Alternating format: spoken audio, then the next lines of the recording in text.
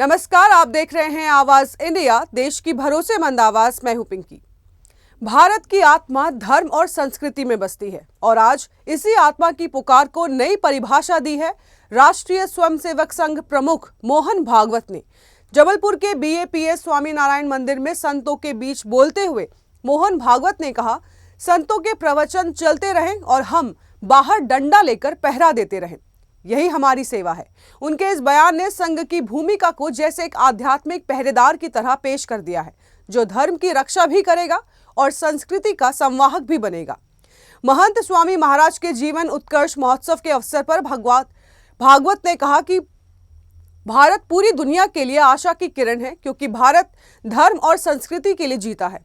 उन्होंने कहा कि अगर हमें वेद पुराण का ज्ञान नहीं भी है तो भी हमारे भाव ही हमारे संतों के करीब लाते हैं और वही हमारे उद्धार का मार्ग बनते हैं।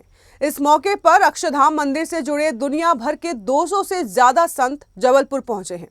महंत स्वामी महाराज का जन्म भी यहीं हुआ था, इसीलिए ये आयोजन और भी खास है। भागवत ने कहा, महंत स्वामी महाराज के जीवन से हमें सीख लेनी चाहिए और खुद को सुधारो, अपने आसपास के लोगों को सुधारो और फिर देश को सुधारो। उन्होंने ये भी जोड़ा कि आज दुनिया भारत की ओर देख रही है, क्योंकि भारत के पास धर्म संस्कृति का ऐसा ज्ञान है जो पूरी मानवता का मार्गदर्शन कर सकता है। जबलपुर में इस समय आरएसएस की अखिल भारतीय कार्यकारिणी की वार्षिक बैठक भी चल रही है, जिसमें भागवत हिस्सा लेने पहुंचे हैं। लेकिन उनके इस बयान ने बैठक से ज्यादा चर्चा उनके संत पहरेदार वाले बयान की कर दी है।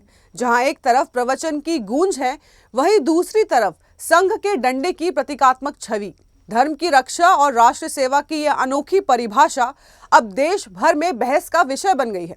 सवाल यही है कि क्या अब संघ की नई भूमिका आध्यात्मिक प्रहरी की होगी या फिर ये संदेश भारत के धर्म संस्कृति नेतृत्व की नई शुरुआत का संकेत है।